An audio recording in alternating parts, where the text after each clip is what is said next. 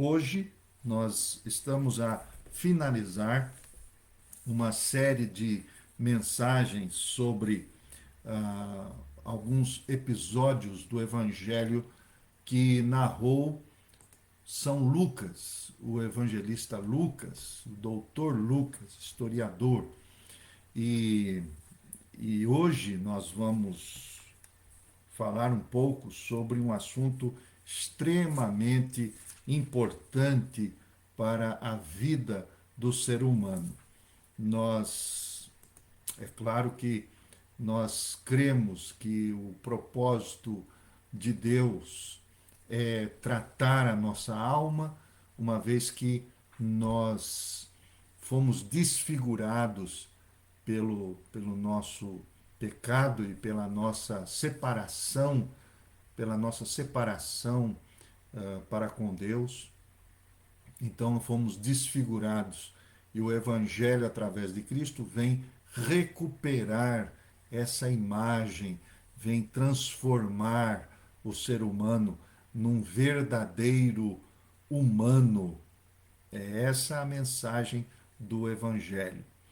E você está convidado a conhecer um bocadinho mais a respeito desse Jesus Cristo. Vamos sempre pedir a Deus que Ele nos envie o seu Espírito para que possamos iluminados pelo Espírito Santo, possamos compreender aquilo que vai além da letra, além daquilo que está escrito.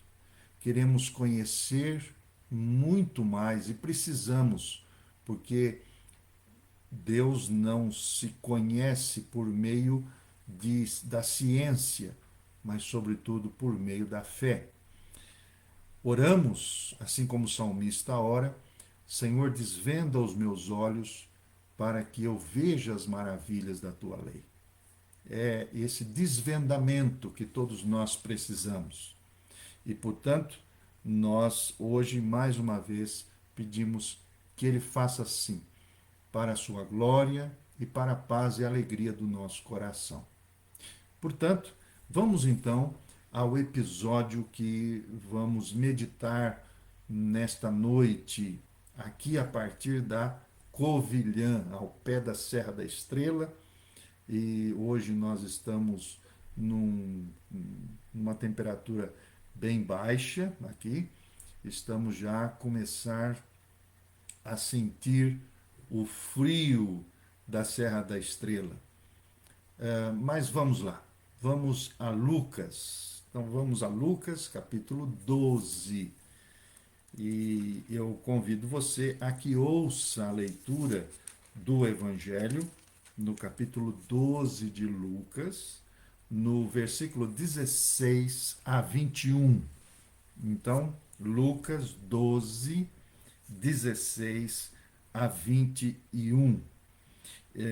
Nós estamos aqui justamente numa série de ensinos do Senhor Jesus a respeito do que é a verdadeira salvação eterna, o que envolve a eternidade, o que envolve a, a nossa relação com essa eternidade.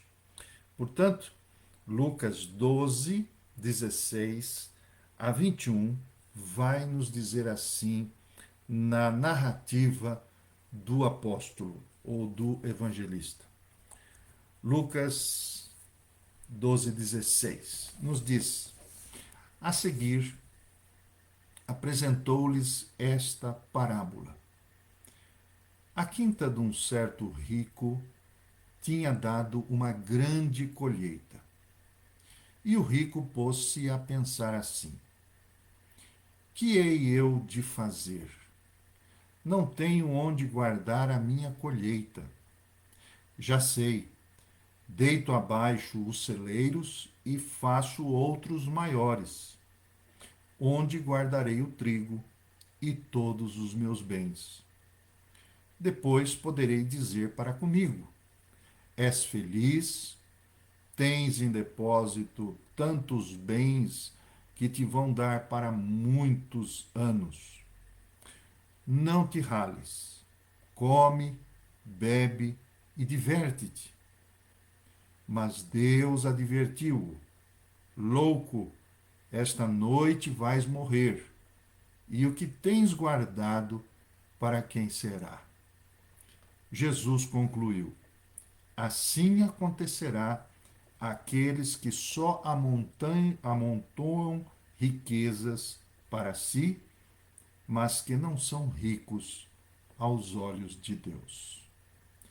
Então, esta é mais uma parábola do Senhor Jesus a falar justamente sobre a questão dos princípios espirituais do Evangelho e a avareza. É o que nós percebemos claramente aqui nesta narrativa e neste episódio.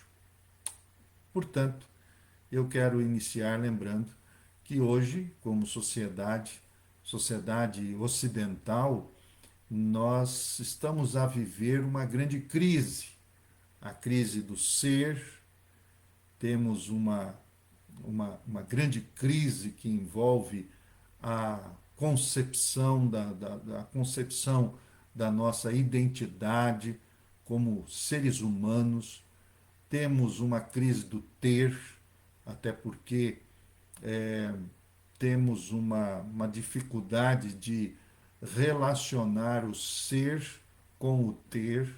O ter, tantas vezes, é muito mais avaliado, é, é levado a que possamos valorizar muito mais pessoas porque elas possuem alguma coisa. E hoje também nós temos uma crise, eu quero chamar a crise do parecer, porque as pessoas elas podem não ter, mas elas podem parecer que tenham. E quando parecem que têm alguma coisa, alguma propriedade, algum valor, elas são mais valorizadas. Então, vivemos essa crise social muito grande, esquecemos que ser é muito mais importante e muito mais relevante do que ter ou parecer que tem. A história da humanidade ela sempre vai se fundamentar na questão da economia. Os poderosos, as nações poderosas, sempre vão dominar as nações mais fracas do ponto de vista econômico. Hoje, da mesma maneira, os poderios, os impérios políticos são aqueles que, na verdade, possuem maiores condições financeiras, econômicas, e isso tem a ver com o poder da informação, o poder de manipular informação. As bolsas de valores, elas dependem muito desta informação do que acontece ou do que parece que acontece, e vivemos um mundo caótico, porque o egoísmo ele impera em todos os sentidos, não só no sentido pessoal, mas também no sentido de nação, de na questão da política, nós também vivemos isso. Ora, o Senhor está aqui a ensinar-nos a respeito do verdadeiro evangelho, do daquele que há de herdar a eternidade. E quando nós falamos de eternidade, sempre vamos relacionar eternidade com o nosso tempo agora cronológico. Falamos de eternidade, mas também pensamos na realidade temporal que todos nós vivemos aqui. E o Senhor vai nos ensinar muito claramente que a avareza é uma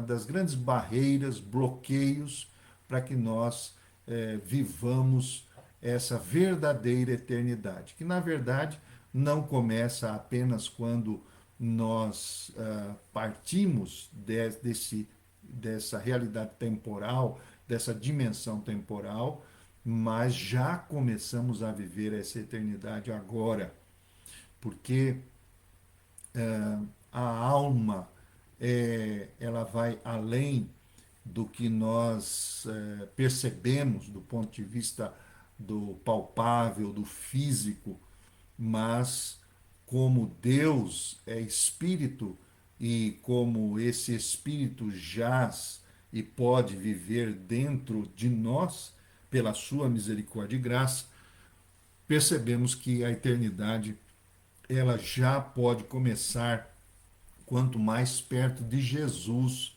nós estamos. Eu quero lembrar, por exemplo, as palavras do apóstolo Paulo sobre a questão da avareza. É interessante como esse assunto ele é extremamente atual. E Efésios, quando o apóstolo escreve aos Efésios, no capítulo de número 5, no versículo 3, por exemplo, no capítulo 5, versículo 3, o apóstolo Paulo escreve e diz assim: como crentes em Deus, não consintam que a devassidão ou qualquer espírito ou espécie de imoralidade ou ganância sejam sequer nomeadas no vosso meio. E no versículo 5 ele diz assim: lembrem-se disso, os que se entregam à devassidão e à imoralidade, ou se deixam dominar pela ganância, que é uma espécie de idolatria, não tem parte na herança do reino de Cristo e de Deus. Percebe que o apóstolo está a falar sobre a ganância, sobre a avareza. Ele não está falando sobre o ter, o possuir, mas ele está falando sobre a patologia do ter, a doença do possuir, a doença da avareza. É sobre isso que o Senhor Jesus está preocupado em ensinar sobre o reino de Deus e a nossa realidade com respeito a essa questão.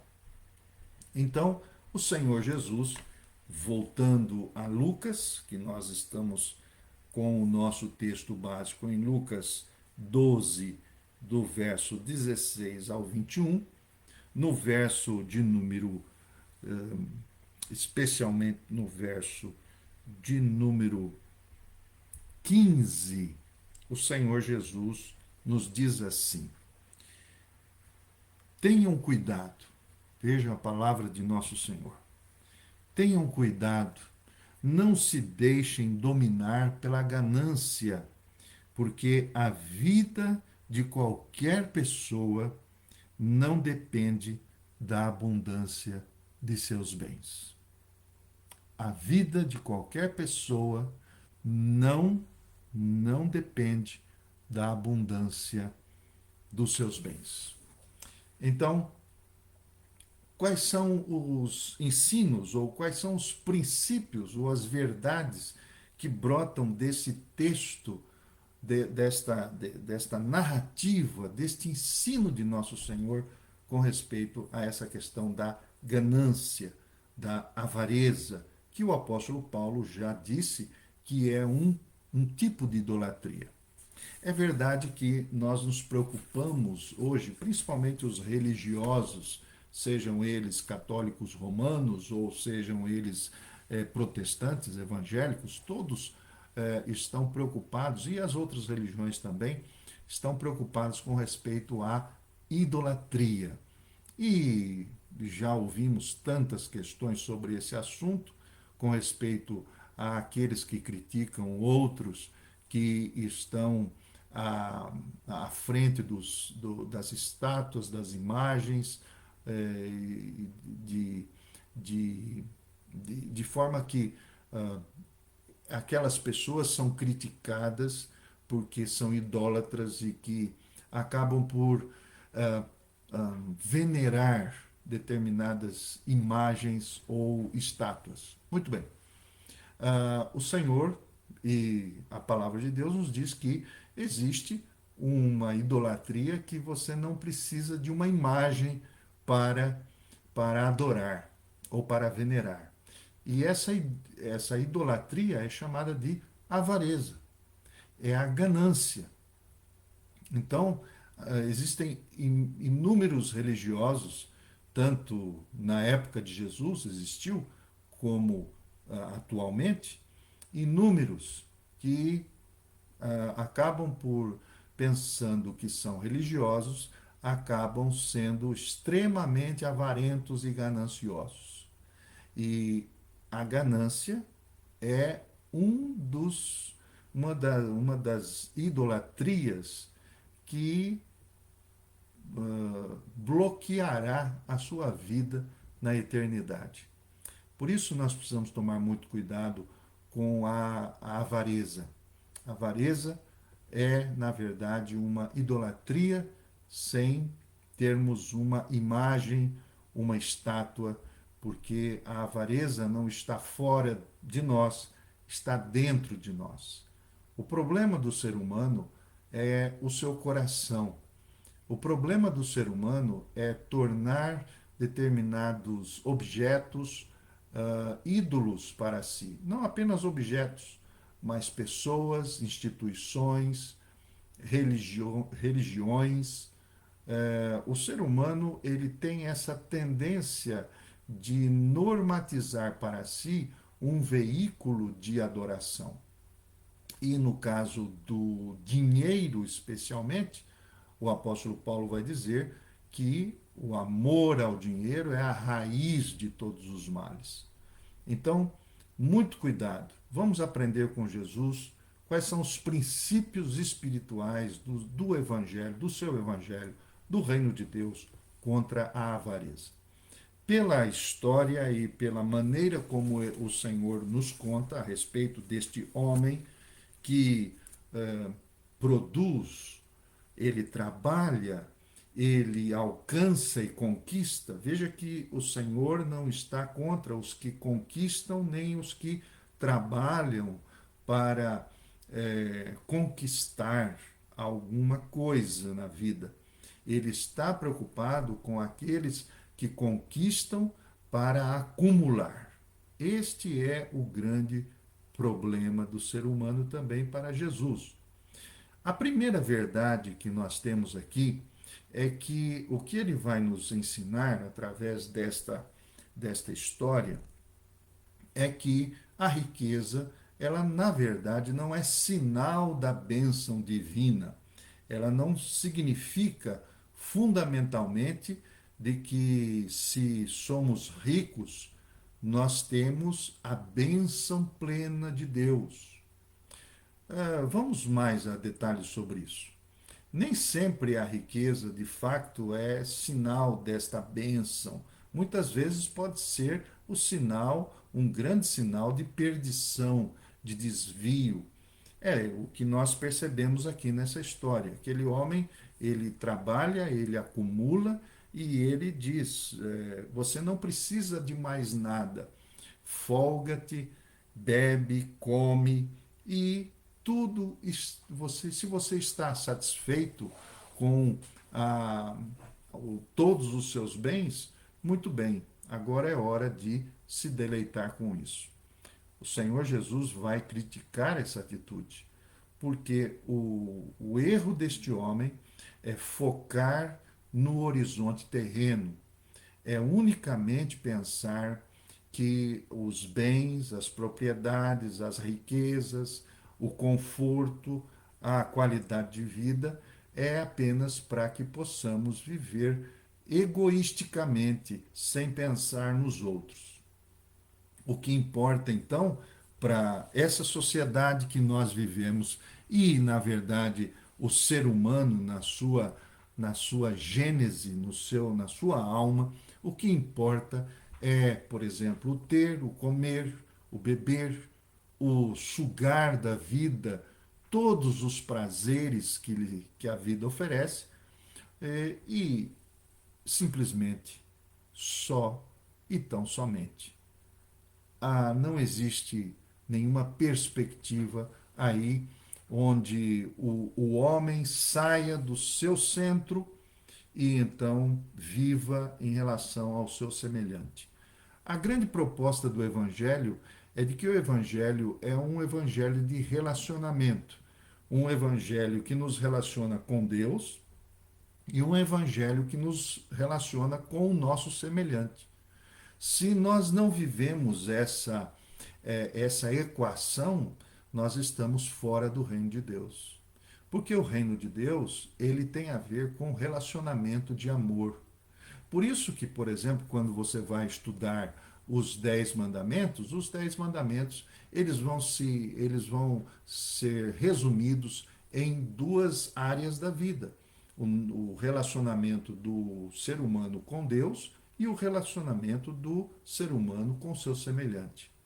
Quando o Senhor Jesus é interpelado sobre qual o maior amor ou qual é o grande mandamento, ele vai dizer justamente que o primeiro mandamento é amar a Deus sobre todas as coisas, de todo o coração, de todas as forças, e, em segundo lugar, o segundo mandamento, igual ao primeiro, é amar o próximo como você se ama.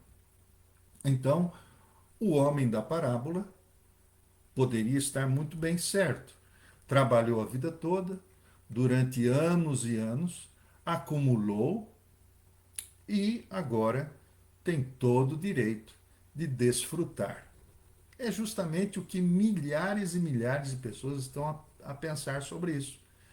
Quais os objetivos da minha vida, quais os projetos e planos, o que eu tenho feito, o que desejo fazer, quais são as minhas perspectivas. É viver no futuro uma vida tranquila, calma e possa gozá-la em toda a plenitude. A grande questão é que a vida do homem não se resume nesta vida. E você pode ter todas as características até deste homem aqui, que o Senhor Jesus diz. Que no primeiro momento, este homem pode ser muito honesto, pode pagar suas contas, pode ser um bom pai de família, mas está longe do reino de Deus, porque apenas pensou em si, apenas pensou no seu conforto, na sua qualidade de vida, os seus projetos foram para si, e é esta a grande questão. Tudo isso resume numa riqueza egoísta. E a riqueza egoísta, de fato, nunca será e nunca foi sinal da bênção divina. Esta é a primeira verdade. E nós precisamos cuidar desse aspecto, porque principalmente hoje estamos a viver dias onde as pessoas fazem seus projetos de vida, seus planos, tomam suas decisões, seus relacionamentos conjugais e tudo mais, seus títulos, suas conquistas, para que no final da vida ou depois de um certo período de, de lutas pessoais, essa pessoa possa viver, pensa ela, de maneira muito regaladamente. A segunda verdade. A segunda verdade é que a mordomia da vida é sinal da bênção de Deus.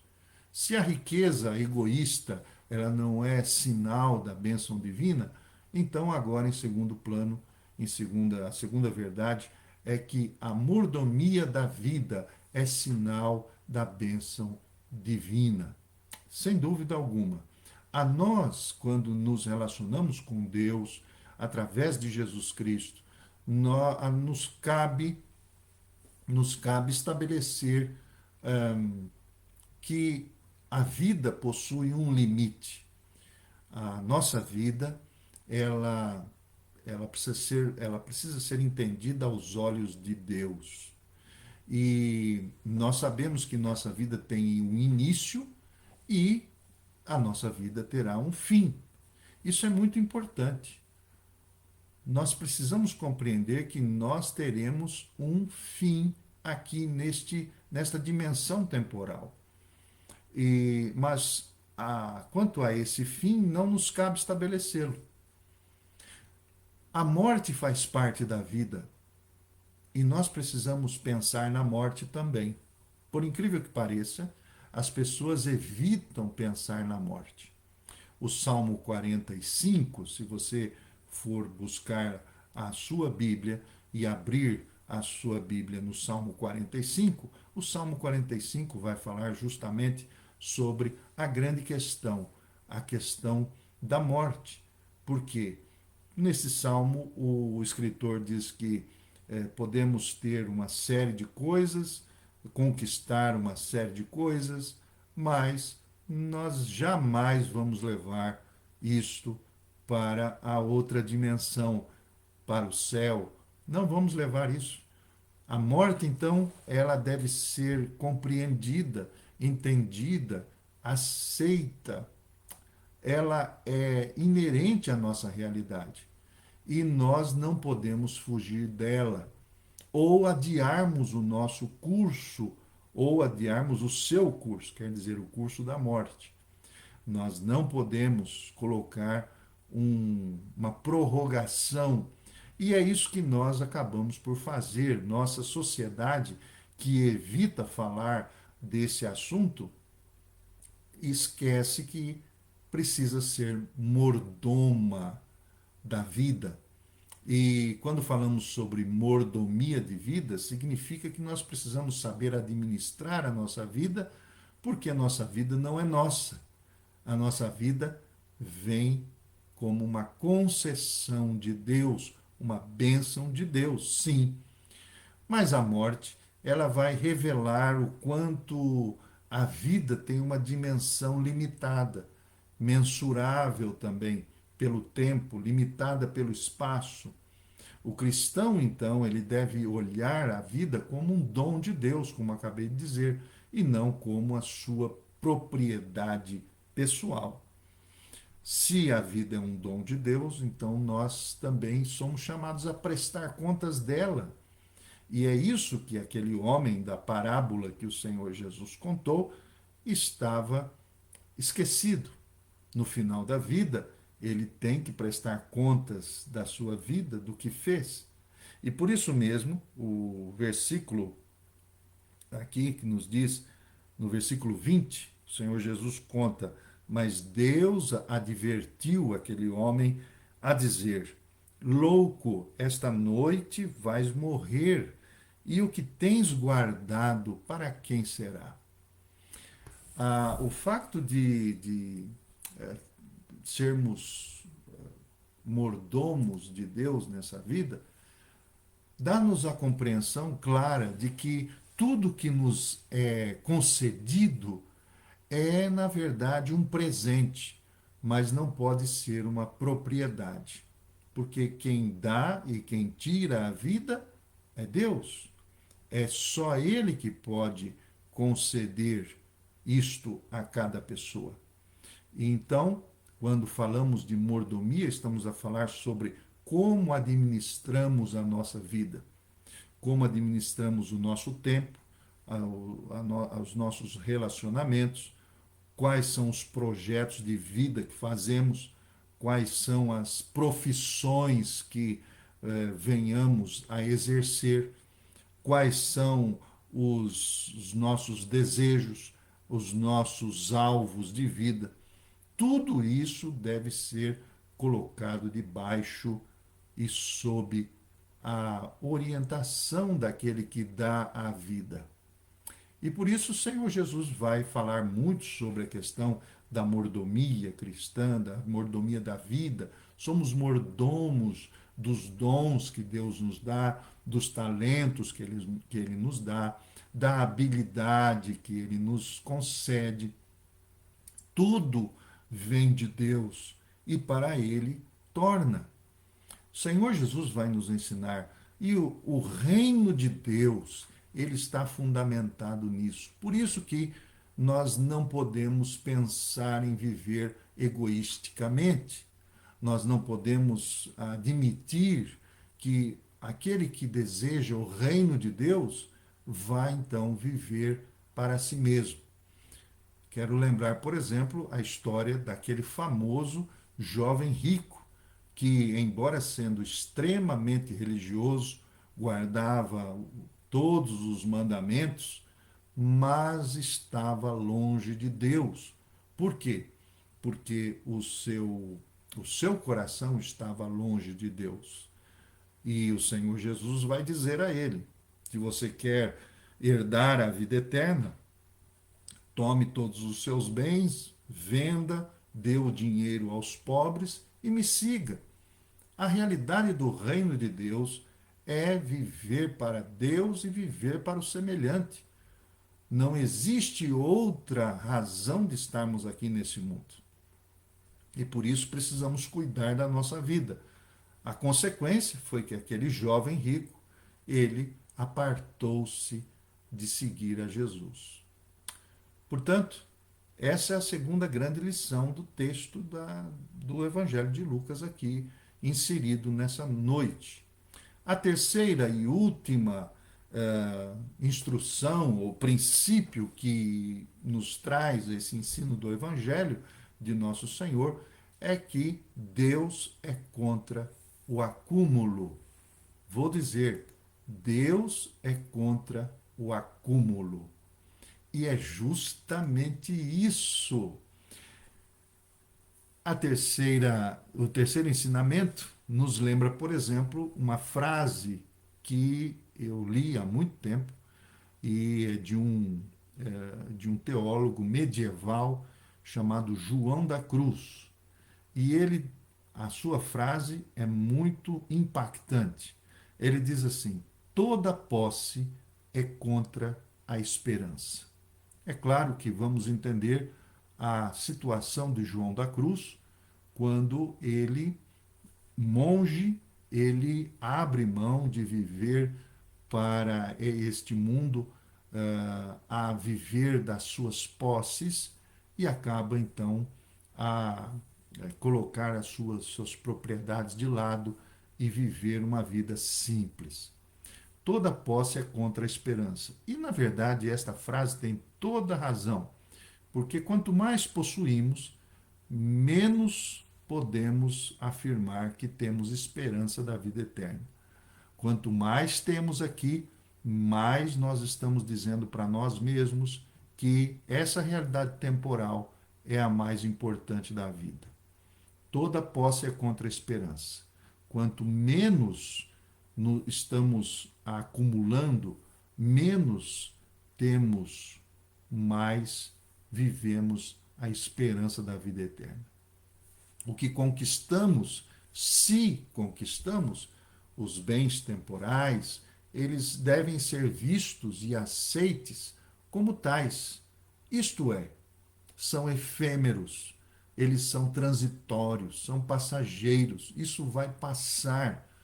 E estamos tão apegados às coisas, às conquistas, aos títulos, às coisas que nos trazem um sabor de orgulho e vaidade, que esquecemos que a esperança é mais importante. O que de fato permanece, que é duradouro, são os tesouros que o Senhor Jesus diz, onde nem a traça, nem a ferrugem corroem. O facto de possuirmos bens materiais não é condenável. O Senhor não condena aqueles que possuem propriedades. O Senhor condena aqueles que acumulam, aqueles que fazem, usam todas as suas forças para que possam viver a sua vida sem pensar nos outros. Viver a sua vida sem pensar em Deus. Então, nós precisamos cuidar especialmente dessa nossa relação com Deus e a nossa relação com os bens deste mundo. E estes bens, estas coisas, porque bens podem não ser propriedades materiais, mas podem ser títulos, podem ser até mesmo os estudos, a sua condição política, social e a sua condição econômica, elas podem ser realmente um, um obstáculo para que a sua relação com Deus seja apenas uma relação muito politicamente correta, mas o Senhor talvez nunca lhe conheça. Então, por último, não é? Além de Deus ser contra o acúmulo, nós precisamos aprender, e esse é a grande ensinamento, é de que descentralizar é o princípio de Deus. Descentralização. Quem se compadece, Provérbios diz, é interessante, Provérbios diz assim: quem se compadece do próximo empresta a Deus. Isso está em Provérbios 19, 17. Qual é o segredo de tudo isso? Ou o modelo para isso? O modelo está no próprio Cristo, que ele pensou em você, ele pensou em mim e nesta humanidade. Ele abriu mão da sua glória, ele abriu mão de acumular glória para si, mas o texto de Filipenses, capítulo 2, versículos 5 a 11, nos diz que ele abdicou do seu trono e veio até nós. Ele se fez pobre para que nós pudéssemos sermos ricos. E ricos aí não tem nada a ver com propriedades, mas ricos no sentido da nossa relação com Deus. Éramos pobres, mendigos, e agora o Senhor nos aferiu essa condição. Ele nos conquistou. Não éramos afortunados, agora podemos ser afortunados, porque nós podemos nos deparar com uma grande vida, muito mais além daquela que está é, dimensionada neste tempo que se chama hoje. Nós nada levaremos para o céu. Nunca e jamais faremos alguma coisa, a não ser que possamos nos lembrar das palavras do apóstolo Paulo, em Atos capítulo 20, versículo 35, uma última mensagem que ele deu aos anciãos, aos líderes da igreja de Éfeso. Ele diz assim, o apóstolo Paulo: esforcem-se para terem uma vida tranquila, cuidar dos seus próprios negócios e trabalhar com as suas próprias mãos, como nós instruímos. E ele vai dizer que mais bem-aventurado é dar do que receber. Portanto, hoje nós aprendemos alguma coisa a respeito da nossa relação com o reino de Deus e com a idolatria, a avareza.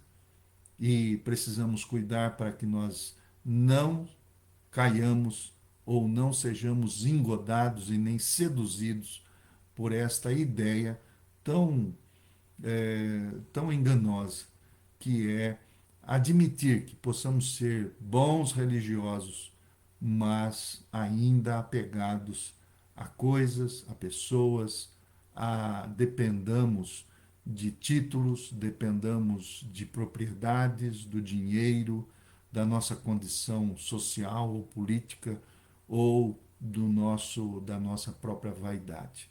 O Evangelho vai dizer que foi pela vaidade que os nossos primeiros pais, eles disseram não para Deus. E quantos de nós não estamos a dizer não para Deus, não para Cristo, porque não conseguimos nos desfazer ou nos desapegar. A questão não é desfazer-se, é desapegar-se. Porque você pode ter, mas o importante é que você saiba colocar ou dimensionar ou elencar as questões que envolvem este apego. Desapegar-se não quer dizer que você tem que se desfazer no sentido de não ter. Porque o apóstolo Paulo diz, na sua carta aos Filipenses, que ele, segundo a carne, poderia até se envaidecer das suas conquistas. Ele chega a dizer aos Filipenses que ele podia confiar na sua carne, na sua força, mas o que ele tinha de força, ele reputou, ele abriu mão e ele reconheceu que diante de Cristo todas estas coisas perdem o valor. E eu quero terminar justamente sobre essa pergunta: qual é o valor que você está a dar para aquele, e é o único que pode fazer isso, dar a sua vida e deu a sua vida por você? O Senhor quer que você também compreenda que você também precisa dar a sua vida para Ele. E dar a sua vida a Cristo significa compreender que a vida dele é muito mais, vale muito mais do que simplesmente os bens que nós adquirimos nessa vida. A avareza, ela vai atingir tanto pequenos como grandes. Existem pobres que são avarentos e ricos que também são avarentos. Existem sábios que são avarentos e ignorantes que são avarentos. Se nós iremos ao céu e vamos viver uma eternidade, jamais poderemos entrar com essa ideia no reino de Deus. Cristo deve, na verdade, ser o nosso maior tesouro.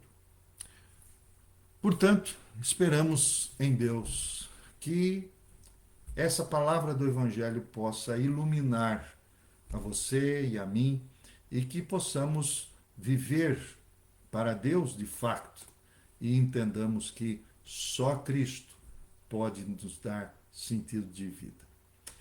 Eu espero que você também compartilhe essa mensagem com quem você acha que pode ser beneficiado por ela. Não deixe de partilhar as nossas transmissões. Também, se você quiser seguir pelo YouTube, você vai ter lá as outras transmissões passadas. Não deixe de alimentar a sua alma. Esteja conosco no Facebook. E se você vive na Covilhã e deseja estar conosco nos domingos, nós nos reunimos nos domingos às 10h30 da manhã. Temos um pequeno grupo que está interessado em conhecer mais o Evangelho de nosso Senhor Jesus. Se você deseja, aceda ao WhatsApp que está na página do Facebook e entre em contato conosco. Seja muito bem-vindo. Esperamos você aqui na Covilhã. Se você não pode chegar a Covilhã, então continue conosco nas nossas transmissões. Um grande abraço, Deus o abençoe e que você tenha uma semana sob a graça de Deus. Que o Senhor abençoe sua vida, o Pai, o Filho e o Espírito Santo. Amém. Nos vemos então domingo que vem, se assim Deus nos permitir. Um abraço.